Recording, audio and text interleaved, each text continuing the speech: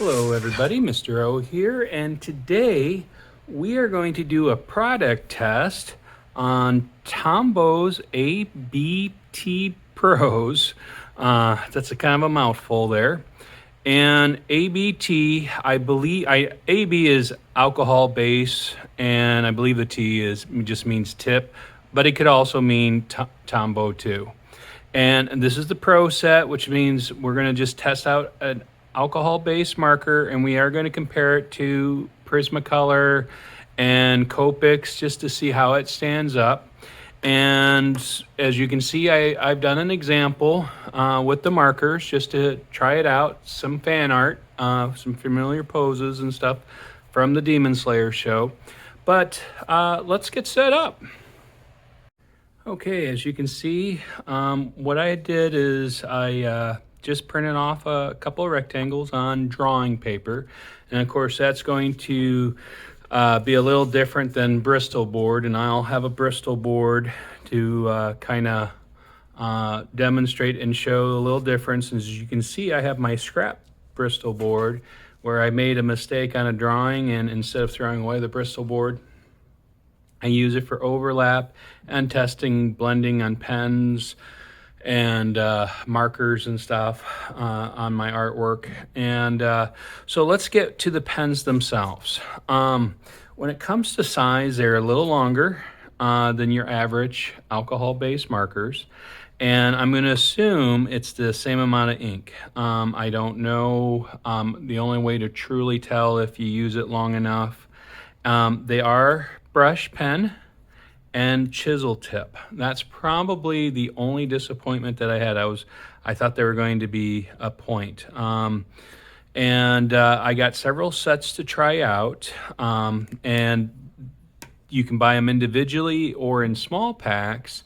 But Tombow has like 6 packages. I only have 4 to show you. I have the basic palette. I have the people palette. I have the nature palette. And I have the gray palette. And so they also have a fashion palette and a manga palette, which both look very good. You get very few doubles if you just go with the 6 big packages. I do like that when you buy them, you can they give you the storage. It's heavier. It's not, the plastic isn't too flimsy, and on the top you can actually put or leave, I should say, the little foam rubber they have. The only criticism I have with this, it would be nice if I was able to really stack them at a little bit of an angle. I like that little bit of an angle that you can get on some of the storage. But that's a minor thing. The other criticism I have for the shelving, it'd be nice if they gave you one extra space. Like I bought the blender, which I won't probably use much today, if at all. But it'd be nice to have something. But like I said, I can just lay it on top. It's just a minor inconvenience. I do like, of all the caps, I can actually pop them with one hand. That's my criticism with Copics and Prismacolor, especially Prismacolor. Trying to open is sometimes, it takes a little bit of force. Some pop right open and some you have to force. But better them to be sealed than too loose where the caps are falling off. So let's try these out. Let's see how it works on the drawing paper. And because I want to see how that blending is going to go.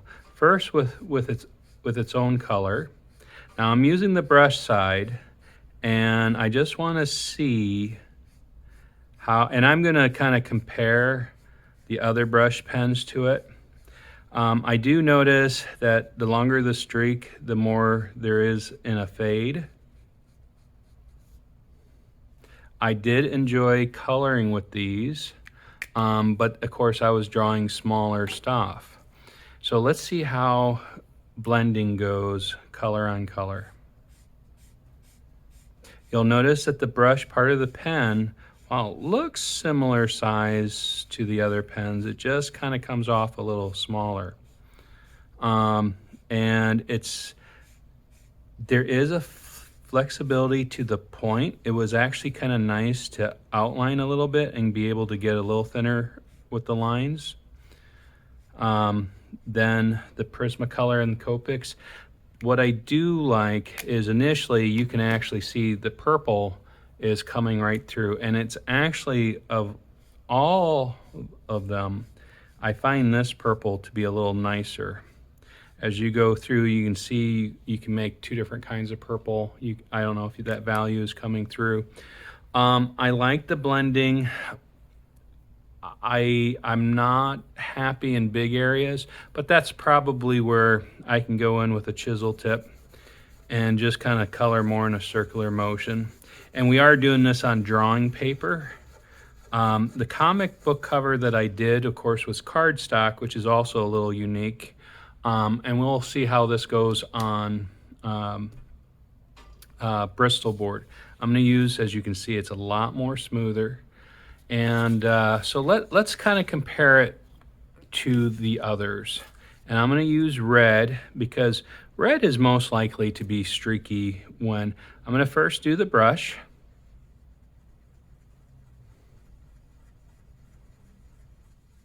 As you can see, when I do circular motions, it does do a nice job of blending. And in alcohol-based markers, I'm more likely to do circular motions. And I'm going to do the chisel.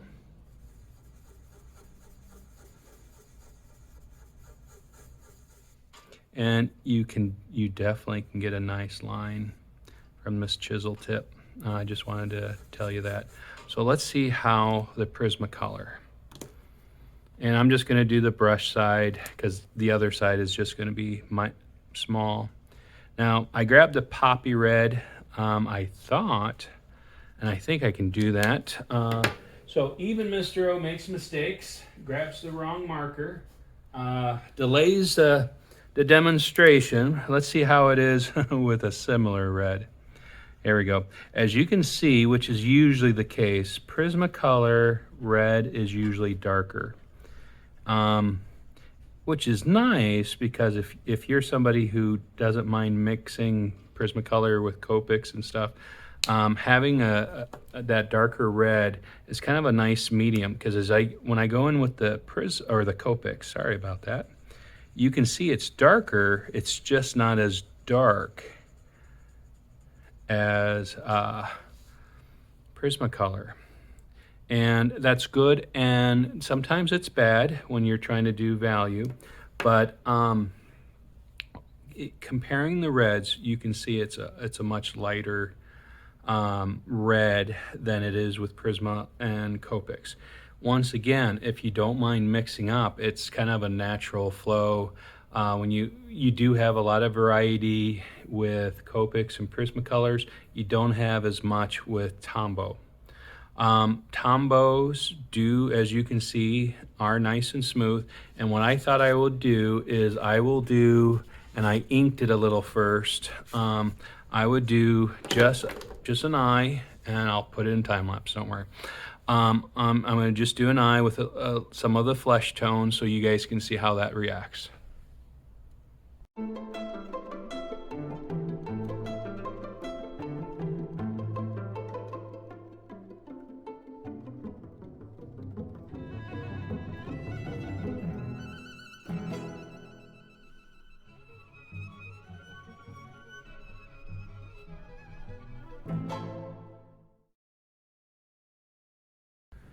Well, here we go.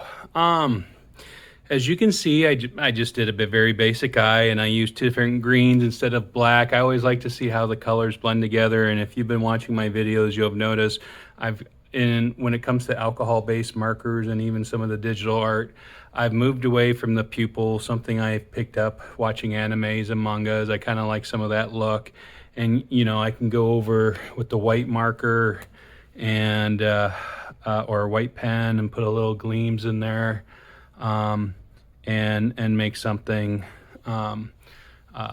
pretty exciting there. As you can also probably notice, I used a little light gray from the gray palette. Overall, for the price of the markers, what's the average price of Prismacolors? $6, Copics, $8. The average price of a Tombow marker is $4. Do I think they're worth it? The answer is actually yes. Do I see some flaws with that? Yes. I'm still not 100% sold on all the blending and smoothness, but it is a quality marker. So I would recommend that if your budget only allows basically up to $4 of markers, and if you buy them on sale, you can probably get them down to $2.50 or $3. So like I said, this is the Tombow ABT Pros, which are alcohol-based markers, brush tip on one end and chisel tip on the other end.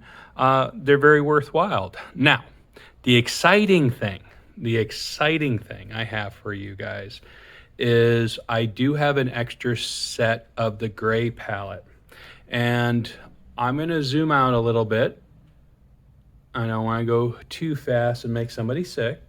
I don't think enough kids get enough of the gray palette, or adults, and you can do some exciting things. So just like the other contests, we are celebrating over 100 videos of art lessons or product reviews of actual videos versus announcement videos.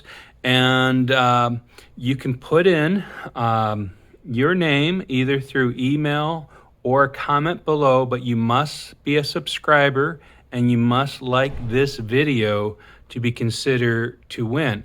The rest of the details will be at the end of the video, the date I need the information in, and any limitations for the contest. As people learned from the last contest, anywhere in the world, I will ship to. And don't discount gray, because I have this beautiful piece of artwork made by the famous Phil Hester, and I should really enlarge so you can see that a little bit better. And this was something Phil did with my students. As you can see, his use of gray has been amazing, and it's something that you guys can do. If you're into manga, if you're into anime, doing the gray value is pretty amazing. Sorry, I'm close to a street, so you can hear a car engine. So read the details in back, enter. If you're not interested, I would still appreciate the subscribing and liking the video. Thank you very much. Bye-bye.